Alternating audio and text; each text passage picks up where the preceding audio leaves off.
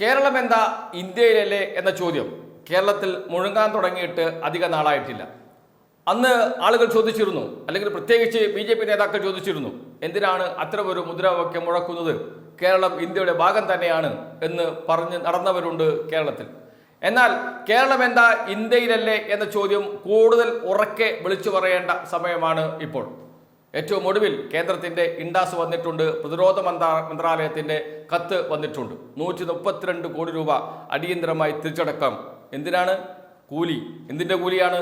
കേരളത്തിൽ ദുരിതാശ്വാസ പ്രവർത്തനങ്ങൾ നടത്തിയ ഹെലികോപ്റ്ററിൻ്റെ വാടക, സൈനികർക്കുള്ള ചെലവ് അടക്കം 132 കോടി രൂപ കേന്ദ്ര പ്രതിരോധ മന്ത്രാലയത്തിന് സംസ്ഥാനം നൽകണം. നൽകിയില്ലെങ്കിൽ എന്ത് എന്ന ചോദ്യത്തിന് ഉത്തരം പറഞ്ഞിട്ടില്ല. നേരത്തെ നൽകിയില്ലെങ്കിൽ എന്ത് എന്ന ചോദ്യത്തിന് കേന്ദ്രം ഉത്തരം നൽകിയിരുന്നു. അത് പ്രളയകാലത്താണ്. പ്രളയകാലത്ത് രക്ഷാപ്രവർത്തനം നടത്താൻ കേന്ദ്രത്തിൽ നിന്ന് ഹെലികോപ്റ്റർ വന്നിരുന്നു, സൈനികർ വന്നിരുന്നു. അതിൻ്റെ പണം തിരിച്ചു ചോദിച്ച് നൽകിയില്ല സംസ്ഥാന സർക്കാർ. അവസാനം പിടിച്ചു വാങ്ങി 100 കോടിയിലധികം രൂപ. ആ 100 കോടി രൂപ പിടിച്ചു വാങ്ങി, ഭീഷണിപ്പെടുത്തി വാങ്ങി കേന്ദ്ര സർക്കാർ പ്രതിരോധ മന്ത്രാലയം. പണം തിരിച്ചടച്ചില്ലെങ്കിൽ കേന്ദ്ര വിഹിതത്തിൽ നിന്ന് കുറവ് വരുത്തും, കേന്ദ്ര വിഹിതം തടയും എന്നായിരുന്നു അന്ന് നൽകിയ ഭീഷണി. അതുകൊണ്ടാണ് അന്ന് സംസ്ഥാന സർക്കാരിന് ആ പണം നൽകേണ്ടി വന്നത്. അത് പ്രളയകാലത്തെ മാത്രം രക്ഷാപ്രവർത്തനമാണ്. എന്നാൽ ഇപ്പോൾ വന്നിരിക്കുന്ന കത്തിൽ പറയുന്നത് 2006 മുതൽ വയനാട് ദുരന്തം വരെ വിവിധ കാലങ്ങളിൽ കേന്ദ്ര പ്രതിരോധ മന്ത്രാലയം കേരളത്തിൽ നടത്തിയ ദുരിതാശ്വാസ പ്രവർത്തനങ്ങളുണ്ട്. അതിൻ്റെ എല്ലാം ചെലവ് 132 കോടി രൂപ നൽകണം എന്നാണ്. വയനാടിൻ്റെ മാത്രം പ്രത്യേകം ഒരു കണക്ക് ഇതുമായി ബന്ധപ്പെട്ട് നൽകിയിട്ടുണ്ട് കേന്ദ്ര സർക്കാർ. ഈ കത്തിന്റെ ഭാഗമായി അത് ചേർത്തിട്ടുണ്ട്.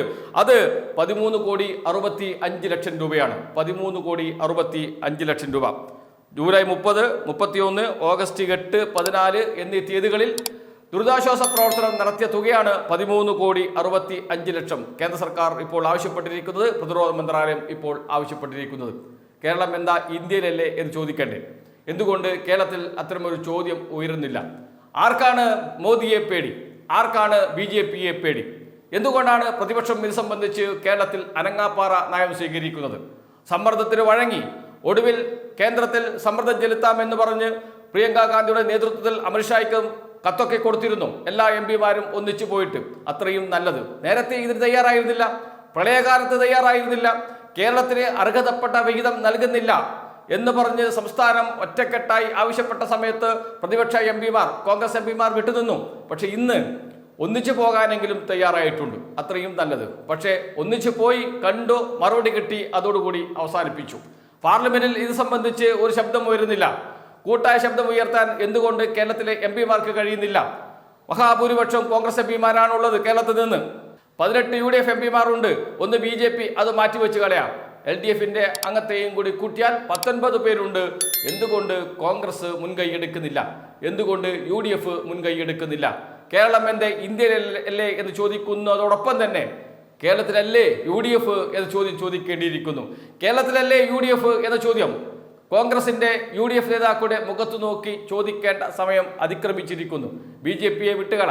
BJPയുടെ MP ഉണ്ട് കേരളത്തിൽ നിന്ന്, സുരേഷ് ഗോപി. അദ്ദേഹം മന്ത്രിയാണ്.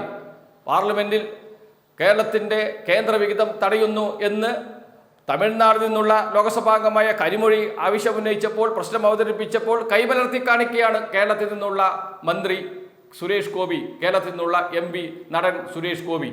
അപ്പോൾ കരിമൊഴി നൽകിയ മറുപടിയുണ്ട്. ഇങ്ങനെ തന്നെയാണ് തമിഴ്നാടിനോടും കേരളത്തോടും കേന്ദ്ര സർക്കാർ കാണിക്കുന്നത്, കൈമലർത്തി കാണിച്ചുകൊണ്ടിരിക്കുകയാണ് എന്ന്. ശബ്ദം ഉയരേണ്ട സമയത്ത് ശബ്ദം ഉയർന്നില്ലെങ്കിൽ സ്വാഭാവികമായും അത് കേരളത്തിൻ്റെ ഭാവിക്ക് വലിയ തിരിച്ചടിയായി മാറും എന്ന കാര്യം സംശയമില്ല. അതിലേക്കാണ് കാര്യങ്ങൾ പോകുന്നത്. സംസ്ഥാന സർക്കാർ പണം തിരിച്ചടക്കാൻ തീരുമാനിച്ചിട്ടില്ല എന്ന വിവരമാണ് അറിയുന്നത്. കേന്ദ്രം എന്താണ് എന്ന് വിചാരിച്ചാൽ ചെയ്യട്ടെ. 2006 മുതലുള്ള പണം തിരിച്ചടക്കാൻ സംസ്ഥാനത്തിന് ഇപ്പോൾ ബാധ്യതയില്ല എന്ന ഉറച്ച നിലപാടിൽ സംസ്ഥാന സർക്കാർ നിൽക്കുന്നു. പണം തിരിച്ചടക്കില്ല. കേന്ദ്ര മന്ത്രാലയത്തിൻ്റെ കത്ത് അതിനൊരു മറുപടിയും നൽകാതെ അവിടെ തന്നെ കിടക്കും. അതവിടെ കിടക്കട്ടെ. എന്താണ് കേന്ദ്രം ചെയ്യുന്നത് എന്ന് നോക്കട്ടെ, അതനുസരിച്ച് തീരുമാനമെടുക്കാം എന്നാണ് കേന്ദ്രത്തോട് സംസ്ഥാന സർക്കാർ പറയുന്നത്. ഔദ്യോഗികമായിട്ടല്ല, അത് കേരളത്തിലെ ജനങ്ങളുടെ മനസ്സിൽ നിന്ന് ഉയരുന്ന ശബ്ദമാണ്. ആ ശബ്ദം തന്നെയാണ് കേരള സർക്കാരിൻ്റെ ശബ്ദം. നിങ്ങൾക്ക് ചെയ്യാവുന്നത് ചെയ്തു കൊള്ളുക. ഈ പണം തിരിച്ചടക്കാൻ ഇപ്പോൾ താല്പര്യമില്ല, ഇപ്പോൾ കഴിയില്ല, അങ്ങനെ തിരിച്ചടക്കേണ്ട കാര്യമില്ല എന്താണ് കേന്ദ്രത്തിന്റെ അടുത്ത നടപടി എന്നറിയട്ടെ, BJP സർക്കാർ എന്താണ് നടപടി സ്വീകരിക്കുക എന്നറിയട്ടെ, അതിനുശേഷം തീരുമാനമെടുക്കാം എന്നാണ് സംസ്ഥാനത്തിന്റെ തീരുമാനം. അതനുസരിച്ച് മുന്നോട്ട് പോകാനാണ് സംസ്ഥാനം ഇപ്പോൾ തീരുമാനിച്ചിരിക്കുന്നത്, സർക്കാർ ഇപ്പോൾ തീരുമാനിച്ചിരിക്കുന്നത്. അതുകൊണ്ട് തന്നെയാണ് ഒക്ടോബർ കിട്ടിയ കത്തിന് ഇതുവരെയും കേന്ദ്ര സർക്കാരിന് ഒരു മറുപടി നൽകാതെ വെറുതെ വെച്ചിരിക്കുന്നത്.